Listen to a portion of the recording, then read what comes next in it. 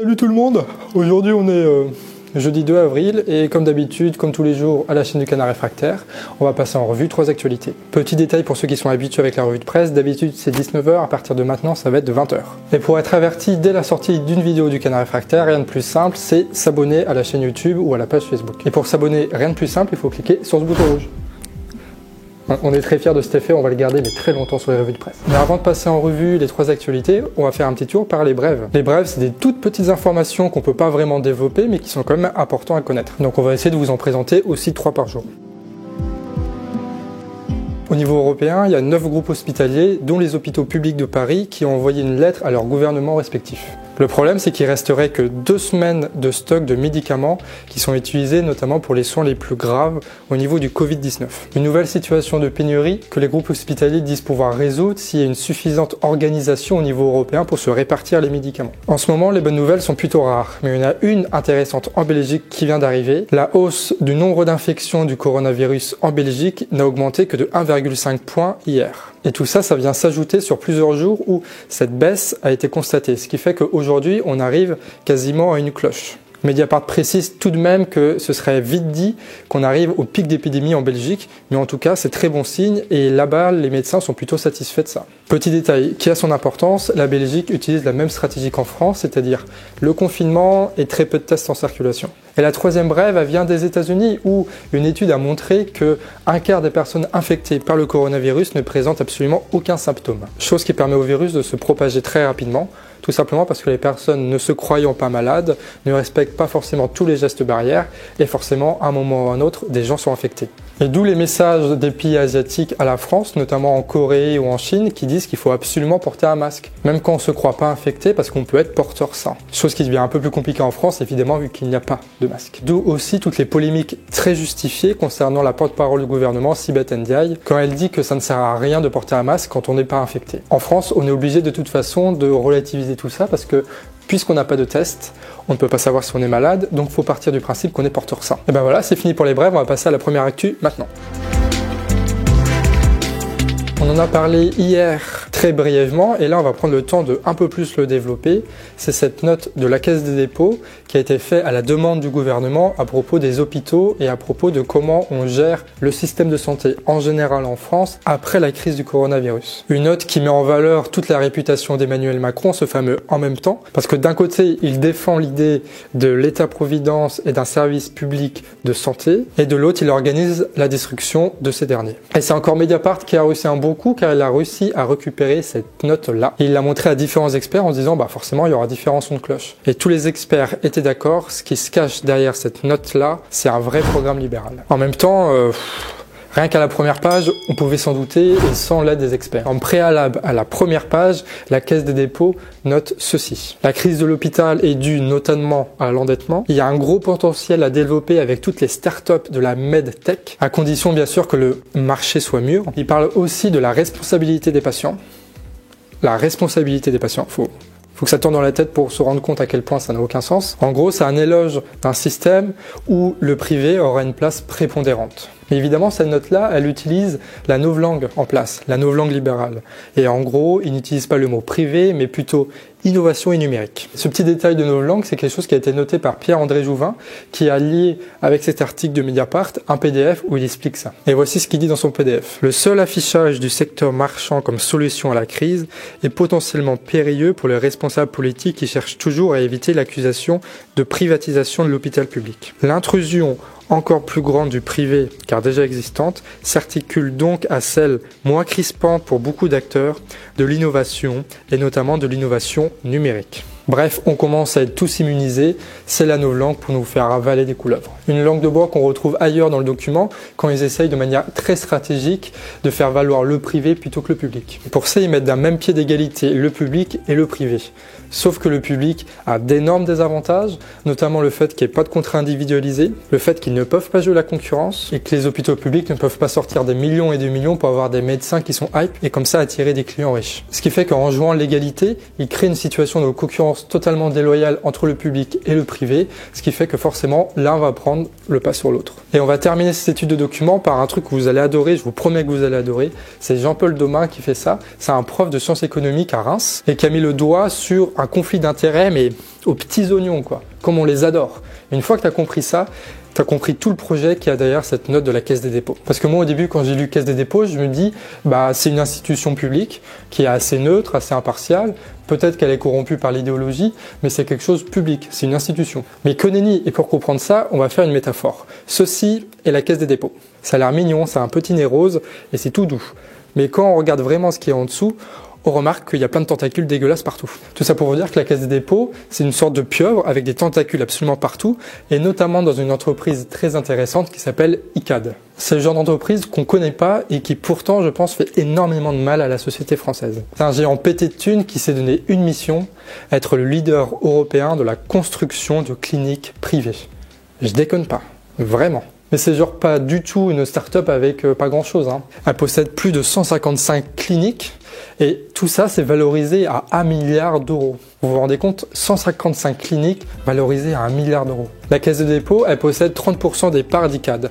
Mais il y a un autre acteur très intéressant qui possède lui 15% des parts d'Icade, c'est le Crédit Agricole et pas n'importe quelle filière, la filière de l'assurance. Et quand le gouvernement se pose la question de comment on va restructurer l'ensemble du système de santé, ces types vont aller voir la Caisse des dépôts qui possède énormément d'actions sur le principal acteur des cliniques privées en France. Et c'est juste incroyable, quoi. C'est encore une fois un scandale, un conflit d'intérêts absolument dégueulasse qui a été révélé et qui concerne le gouvernement français sur la gestion de la crise du coronavirus. En ce moment, on en est à avoir un scandale par jour. À un moment ou à un autre, on va arrêter de faire des revues de presse pendant 2-3 jours et on va se concentrer sur une grosse vidéo qui va lister l'ensemble des scandales qu'il y a eu, l'ensemble des irresponsabilités, l'ensemble des incompétences et des erreurs qui ont été commises par ce gouvernement concernant la crise du coronavirus. Et là encore, on n'a fait que la moitié de l'article de Mediapart. Si vous voulez aller plus loin, le lien en description, et ça va être l'occasion aussi de soutenir un média qui n'est pas forcément parfait, mais qui arrive à faire le bon boulot quand il le faut. Et franchement, s'il n'y avait pas le travail des journalistes de Mediapart dans cette crise-là, ce serait vraiment compliqué d'y voir clair. Et pour cette deuxième actualité, on reste sur Mediapart parce qu'ils ont sorti un papier assez chouette concernant les EHPAD. La première chose qu'il faut savoir là-dessus, c'est que l'ensemble des chiffres qu'on voit passer tous les jours qui concernent le nombre de morts en France ne concerne que les personnes qui ont été testées positivement au coronavirus et qui sont morts à l'hôpital. Ça veut dire que ça ne prend en compte ni les personnes qui sont mortes toutes seules chez eux, ni les personnes qui meurent dans les EHPAD. Et c'est là-dessus que l'article se concentre. Et le directeur général de la santé, c'est pas n'importe qui, lui aussi il le dit, le chiffre qu'on a et qu'on nous balance tous les jours ne représente qu'une faible part de l'ensemble des morts du coronavirus en France. Une faible part. Et face à ça, évidemment, le gouvernement a été contraint de réagir et ils ont mis en place une plateforme et une application qui permet en fait de recenser des morts qu'il y a eu dans les EHPAD par rapport au coronavirus. Donc évidemment, pas tous les morts, ceux qui sont testés, etc., mais on aura une part avec laquelle on pourra faire une estimation du nombre de personnes qui sont réellement mortes en France du coronavirus. Cette application a été lancée il y a quelques jours et les résultats devront tomber très vite. Quant à elle, l'INSEE a lancé une étude qui devrait arriver très vite, c'est le nombre de personnes qui sont mortes à domicile. Et donc on a cette faible part-là qui concerne ceux qui sont morts dans les hôpitaux. On va avoir une autre part un peu plus grande qui sont ceux qui sont morts à domicile. Et on va avoir ce gros truc, c'est l'estimation des personnes qui sont mortes en EHPAD à cause du coronavirus. Et plus dramatique, c'est que cette situation, évidemment, elle est accentuée encore une fois, et on ne cesse de le répéter, par l'absence et de tests et de masques. Et forcément, les soignants sont obligés d'adapter un petit peu leur pratique, ce qui fait qu'aujourd'hui, ils ne mettent des masques qu'à des personnes qui sont réellement infectées. Sauf qu'encore une fois, il y a des porteurs sains. Un quart des personnes qui ont le virus sont porteurs sains. Donc on ne sait pas s'ils sont infectés. Et deuxièmement, vu qu'il n'y a pas de test, on ne peut pas deviner qui est infecté. Encore, ce serait possible et gérable si on faisait des tests réguliers à l'ensemble de la population qui est dans les EHPAD, y compris des soignants. Sauf qu'évidemment, c'est pas le cas puisqu'il n'y a pas de test en France. Ce qui fait qu'on donne des masques aux seules personnes qui sont diagnostiquées Covid-19, ce qui fait que le virus s'est propagé mais d'une manière accélérée dans les EHPAD et que tout le monde craint la catastrophe là-bas. Les conseillers de Macron, eux, ils attendent ces chiffres-là et quand ils vont les publier, ils savent très bien que quelque chose va se produire et ils le disent en ces termes, ça va produire un choc. Et donc forcément, on est dans une situation où les hôpitaux sont saturés et où il y a énormément de personnes âgées dans les EHPAD qui sont contaminées et qu'on envoie aux hôpitaux. Mais forcément, il n'y a pas la place. Ce qui fait que les médecins doivent faire des choix. Et par exemple, à Saint-Denis, ils n'acceptent personne au-dessus de 75 ans. Et ça, c'est pas juste une partie de plaisir, hein. C'est pas parce qu'ils aiment pas les vieux, c'est qu'il n'y a pas de place. Et qu'ils se disent qu'au-dessus de 75 ans, il y a moins de chances de s'en sortir qu'un malade qui a, disons, entre 60 et 70 ans et qui vaut le coup d'être mis en réanimation. Et vous imaginez d'être obligé d'en arriver là, alors qu'on n'est même pas dans le pic de la pandémie, alors qu'on est la 5e puissance mondiale. Et ça, Macron et Édouard Philippe, ils sont dans leur beau bâtiment, tu sais, ils passent à la télé, ils font des discours, mais ceux qui payent réellement le prix, c'est les gens déjà. Mais c'est surtout les médecins qui sont obligés de faire ce choix de sauver ce mec-là ou cette dame-là.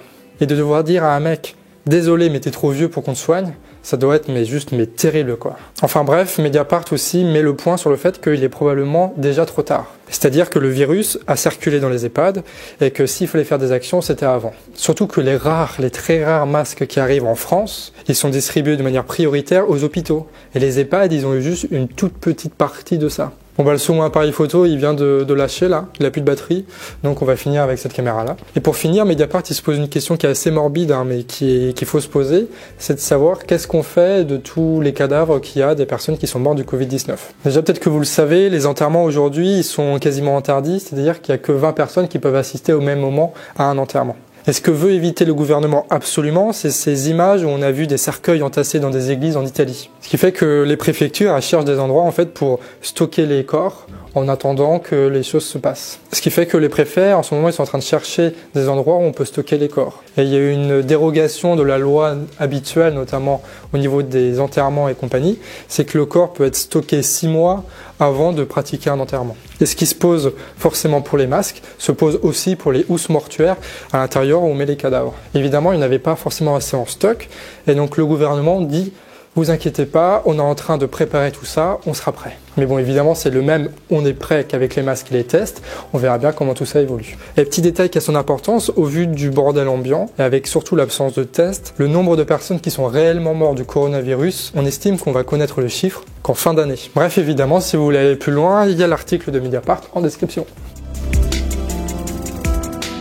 Et on finit rapidement par 2 courts articles de l'Humanité qui va faire plaisir à certains d'entre vous, puisque enfin, on va poser la question de l'Union européenne. Une Union européenne qui se dédouane très largement de cette crise sanitaire et qui se justifie, qui dit de manière absolument non ironique, de manière absolument sérieuse, que la santé ne fait pas partie de ses champs de compétences. Et bien sûr, l'article de l'Humanité va se concentrer sur l'absurdité d'une telle phrase. Et notamment avec une étude, celle de l'Observatoire social européen, qui montre les conséquences des différentes cures austéritaires qui ont été imposées par l'Union européenne aux États membres. Et forcément, le résultat, il n'est pas très jojo. Comme en Grèce ou en Irlande, par exemple, où le budget attribué à la santé était le même en 2009 qu'en 2017. Et l'Humanité qui parle aussi de ces fameuses grandes orientations politiques européennes, les GOP. En gros, c'est des recommandations de la Commission européenne faites aux États membres sur plein de trucs de leur politique. Et à l'origine des GOP, c'était vraiment un petit truc, mais juste pour quelques pays, quoi. Et aujourd'hui, il y a 16 États membres qui bénéficient de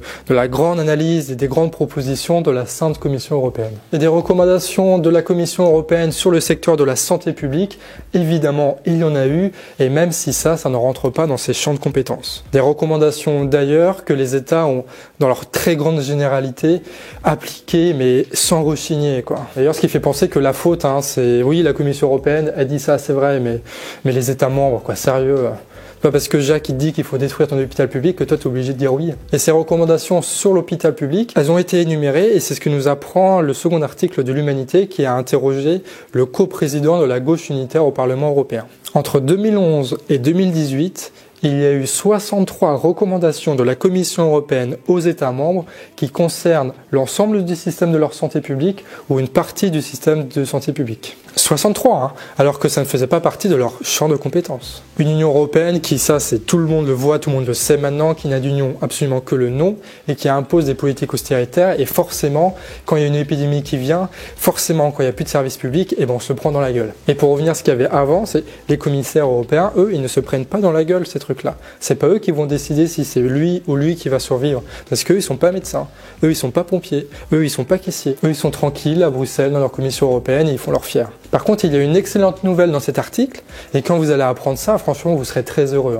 Ce soir, avant de dormir, vous allez y repenser et vous aurez le sourire aux lèvres. La Commission européenne félicite la France pour cette dernière loi concernant le système hospitalier français, et ils disent qu'on est sur la bonne voie. La Commission européenne est d'accord avec les lois qu'il y a en France. Ils nous félicitent. C'est une bonne nouvelle? Non, c'est quand même une super bonne nouvelle. Une Commission européenne qui, bien sûr, encourage Macron à continuer dans ses grandes réformes libérales. Même si dans cette affaire, il reste compliqué de désigner un responsable, je trouve. Parce qu'entre les institutions, les gouvernements, les lobbies de toutes sortes et la pure idéologie néolibérale, franchement, ça ressemble à un énorme plat de spaghettis et bien malin qui peut y voir un bout. En tout cas, c'est un débat qui va se poursuivre, je suis sûr, par commentaire avec tous les copains de l'UPR. C'est quand même pas mal, non? Dans la revue de presse, on a parlé des GOPI. Et au prochain, c'est sûr, on va parler de l'article 48, de l'article 50 et de l'article 123 du traité de fonctionnement de l'Union européenne. Non, je vais pas dire premier. Bon, en vrai, je vous charrie, mais bon, c'est cool. Mettez par commentaire vos analyses concernant l'Union européenne et quelle est vraiment sa part de responsabilité dans ce gros bordel. Ça m'intéresse de lire vos commentaires là-dessus. Bon, c'est vrai qu'à la revue de presse, on parle énormément de Mediapart et de l'Humanité parce que je trouve, moi personnellement, que c'est eux qui apportent les meilleures analyses et qui apportent vraiment du fond là-dedans. Mais si vous connaissez d'autres médias ou d'autres articles qui parlent de la crise qu'on est en train de vivre et de l'actualité, n'hésitez pas à les mettre par commentaire, on va essayer de les traiter. Mais en tout cas, le bonus, c'est l'Humanité qui a fait une frise chronologique super intéressante sur les différentes dates clés de la crise du coronavirus. Et ça permet un peu de prendre du recul sur ce qui se passe et de quitter un petit peu l'hystérie de l'actualité auquel participent les revues de presse d'ailleurs. Donc si vous voulez prendre un peu de hauteur, les liens sont en description. Et bah voilà, c'est terminé. Merci à tous d'avoir regardé jusqu'au bout. Si vous voulez être au courant des différentes vidéos qui vont sortir prochainement, et il n'y aura pas que des revues de presse, vous pouvez vous abonner en cliquant sur ce bouton-là. Sinon, vous êtes de plus en plus nombreux à regarder et à vous abonner sur la chaîne du Canard Réfractaire, et je vous en remercie. Et ça, c'est parce qu'il y a beaucoup d'entre vous qui partagent cette vidéo sur leur réseau, par mail, à leurs copains. Alors n'hésitez pas, vous aussi, à le partager. C'est le meilleur moyen de soutenir cette initiative. Et puis bon, voilà, sa petite caméra l'a lâchée pendant le tournage et elle n'a plus de batterie. Bon, ça arrive, mais n'hésitez pas à dire par commentaire si vous préférez quand c'était un plan large qui était plus ici ou un plan serré juste à côté. Et pour la petite information rigolote, l'objectif qui est utilisé là pour le plan serré, c'est le même qu'il y avait sur le Zorki ici, sur le vieil appareil photo. Bref, dernière nouvelle, je veux pas être trop long dans l'outro. Les vidéos maintenant c'est à 20h parce que c'est beaucoup plus facile pour moi de m'organiser et ça évite de me speeder pour que ça sorte à 19h. Et en plus, c'est l'heure où il y a les JT sur TF1 et compagnie, donc bam, 20h c'est bien. En tout cas, merci d'être de plus en plus nombreux à regarder les revues de presse. J'espère que ça vous plaît. Mettez par commentaire vos critiques, vos analyses et vos liens que vous avez aimés. Prenez soin de vous, des bisous, salut!